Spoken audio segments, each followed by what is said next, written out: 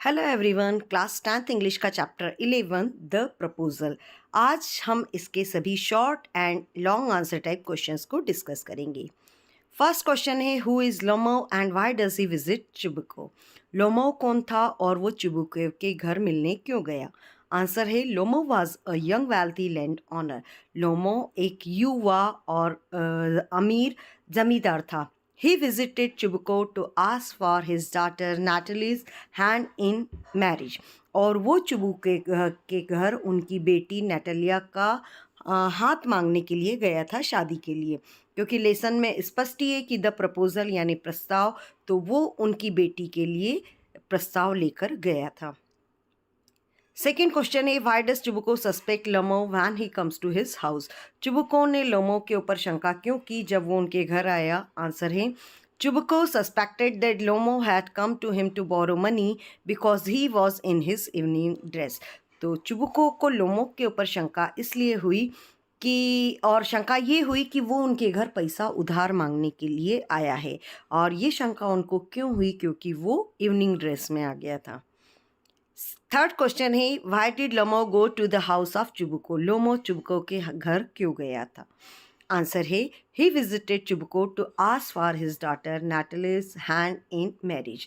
वो चिबुको के घर उनकी बेटी नेटलिया का हाथ शादी के लिए मांगने के लिए गया था। Question number 4, what is the ailment that Lomov is suffering from. Ailment यानी छोटी मोटी बीमारी। तो कौन सी ऐसी बीमारी थी लोमो को जिस से वो पीड़ित था। आंसर है, Lomov is suffering from palpitation, gets upset very easily and doesn't sleep well. Lomov को जो बीमारी थी वो था पैल्पिटेशंस, और जिसके कारण वो बहुत जल्दी अपसेट हो जाता था, दुखी हो जाता था और ठीक से सो भी नहीं पाता था। Question number 5, what is the play the proposal. The proposal क्या नाटक है। आंसर है, the play is about the tendency of wealthy families to seek matrimonial ties. तो ये जो नाटक है ये अमीर परिवारों में किस तरीके से रिश्ते देखे जाते हैं उसके बारे में बताया गया है।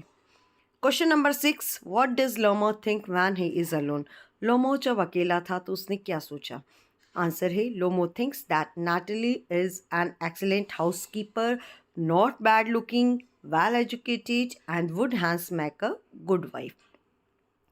लोमो की चूँकि शादी की उम्र हो चुकी थी तो वो नैटली के बारे में सोचता है और उसे लगता है कि वो एक बहुत अच्छी गृहिणी हो सकती है, दिखने में भी कोई बहुत बुरी नहीं है, अच्छी पढ़ी लिखी है, इसलिए उसकी अच्छी पत्नी हो सकती है। ये विचार लोमो के मन में आया।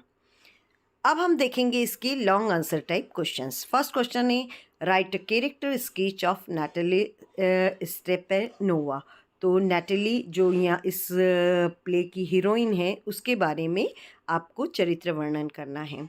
तो Natalie was a 25-year old unmarried beautiful girl.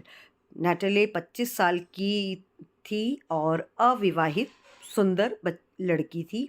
She was a good housekeeper and she was eager to fall in love. वो एक अच्छी हाउस कीपर तो थी ही और साथ ही वो उसे इच्छा थी कि उससे कोई प्यार करे। Her father called her a lovesick cat, मतलब उसको प्यार की इतनी ज़्यादा चाहत थी कि उसके पिताजी उसे लव सिक कैट कहते थे। She was very quarrelsome and abusive by nature.